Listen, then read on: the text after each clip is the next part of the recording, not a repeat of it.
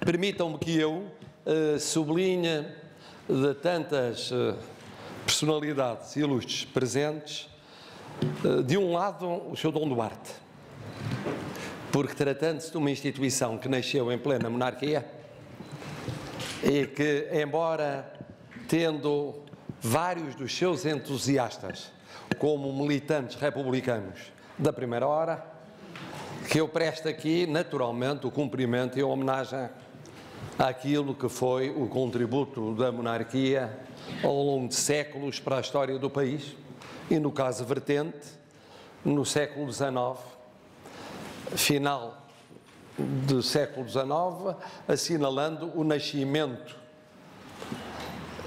da Associação de Escolas Jardim João de Deus e, por outro lado, o arranque de um movimento que não foi fácil, foi difícil, mas teve êxito e que culminou no sucesso deste projeto e, mais tarde, já em plena República, no nascimento do museu. E que, naturalmente, saúdo de forma especial as senhoras deputadas aqui presentes, que significam precisamente a resposta à angústia existencial do Sr. Presidente sobre o papel das instituições de solidariedade social no domínio da educação no nosso país.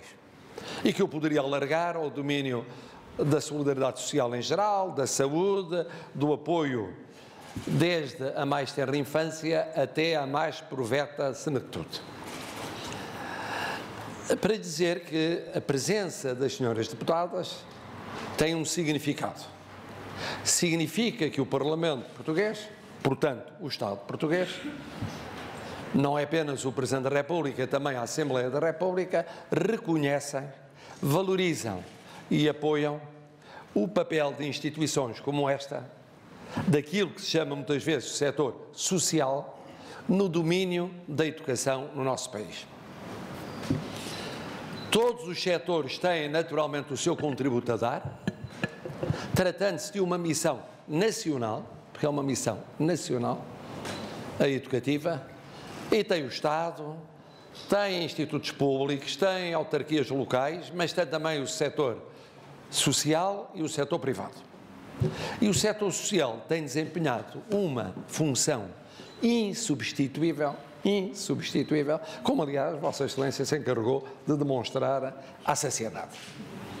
E, portanto, não fica angustiado, não tem razões para ficar angustiado, porque esse é o reconhecimento desde sempre, hoje e para sempre, do Estado português. Mas estamos aqui numa instituição muito especial e num dia especial.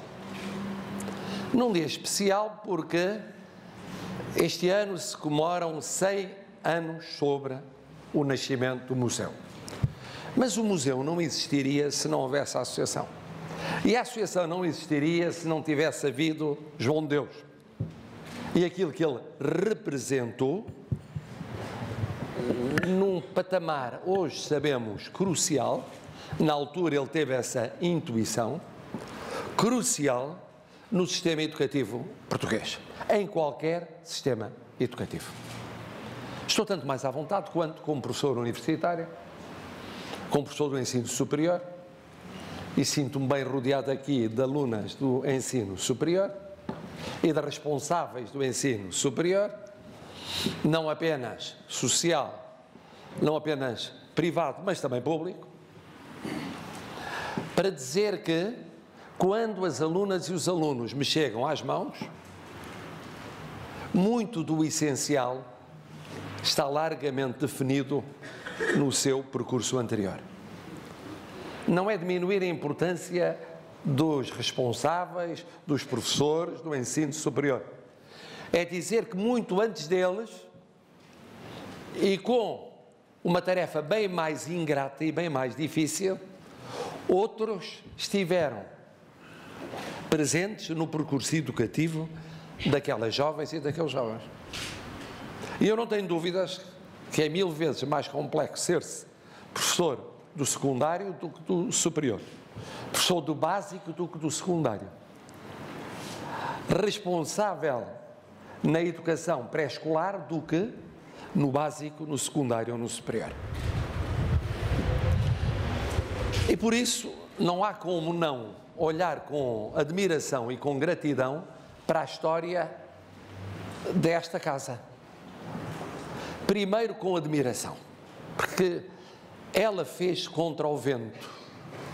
A mentalidade dominante no final do século XIX era ainda a de que cabia à família, em princípio, e um número restrito de famílias, tal era a taxa de analfabetismo, a formação básica das crianças. Romper essa orientação dominante, como sempre acontece com as rupturas de mentalidade, era muito difícil. E por isso os pioneiros tiveram uma tarefa árdua. Ainda em monarquia, durante 4 anos, chegou a haver um comissário encarregado de tentar fazer chegar o método João de Deus a todos os pontos do país. Mas foram 4 anos apenas que durou o comissário, porque a burocracia se encarregou, naturalmente, de o suprimir.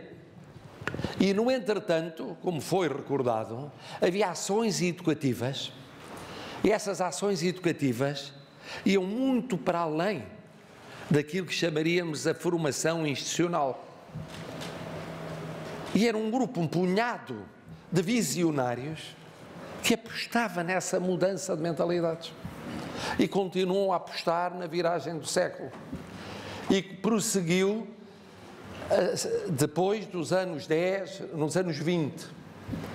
Pode dizer-se que até praticamente 1920, 1922, mas certamente até à inauguração do museu, era uma luta insana para fazer vingar os métodos de João de Deus.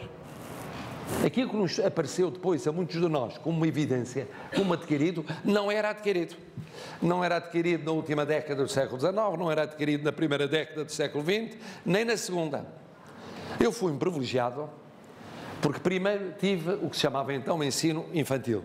Éramos uma minoria esmagadora. A maioria não beneficiou de ensino infantil. Fui duplamente privilegiado, porque, como foi recordado, tive como educadora principal responsável uma formada nesta casa, como eram todas. Como eram todas, digo mesmo todas, porque eram mais todas do que todos. Eram senhoras.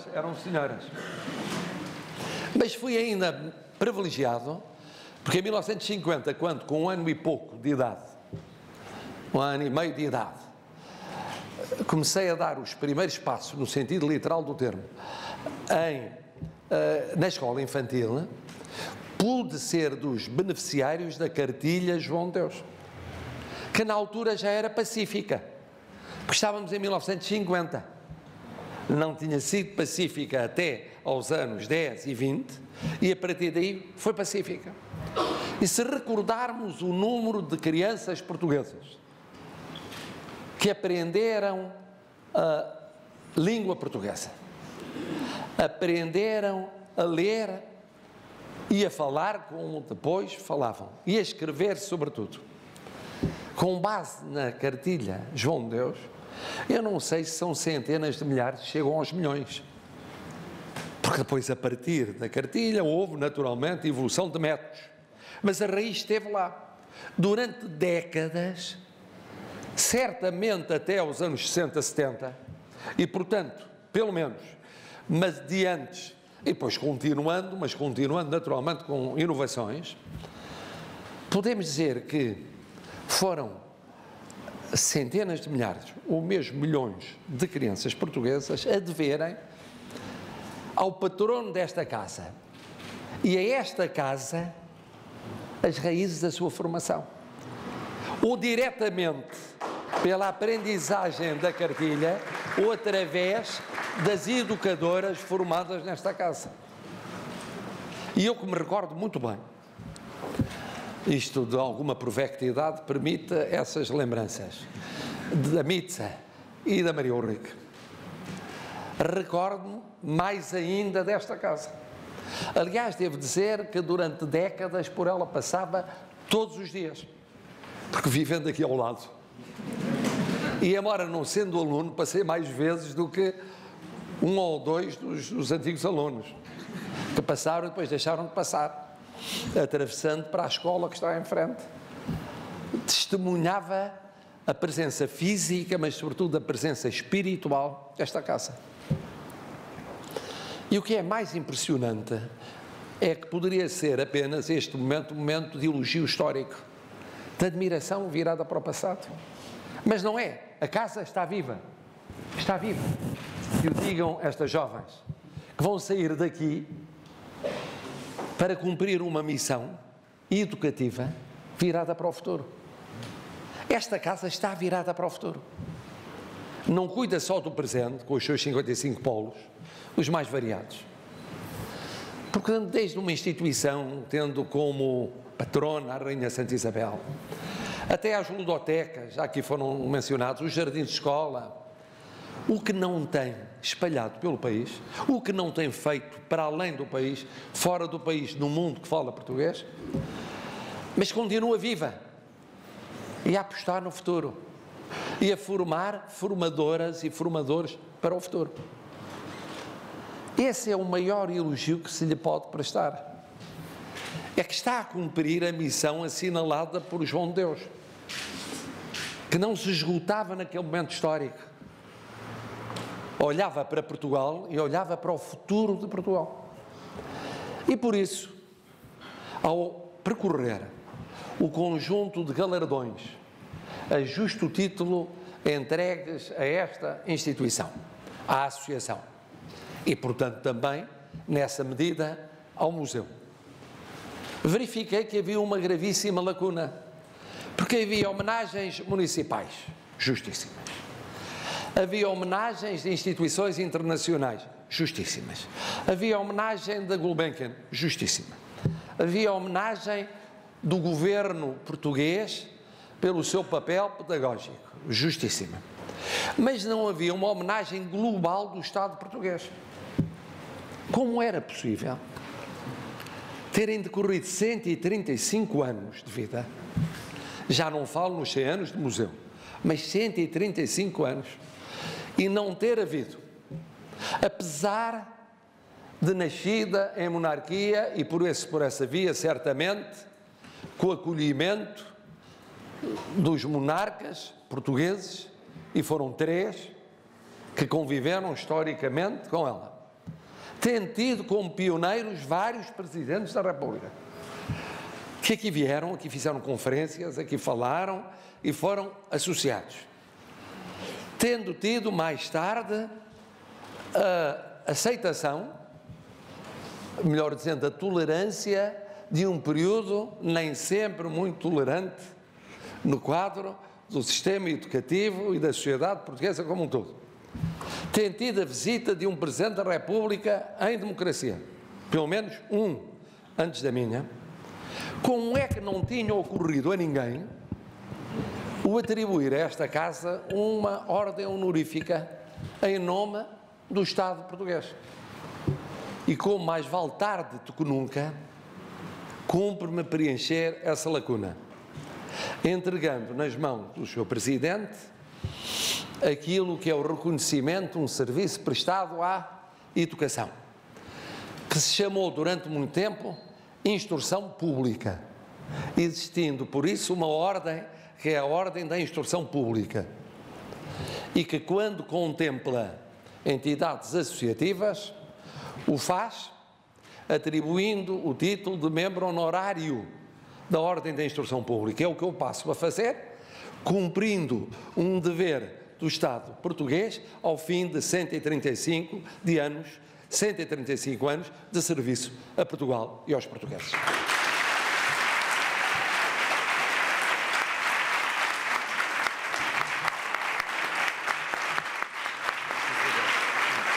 É uma grande honra, uma grande honra. Muito obrigado. Muito obrigado.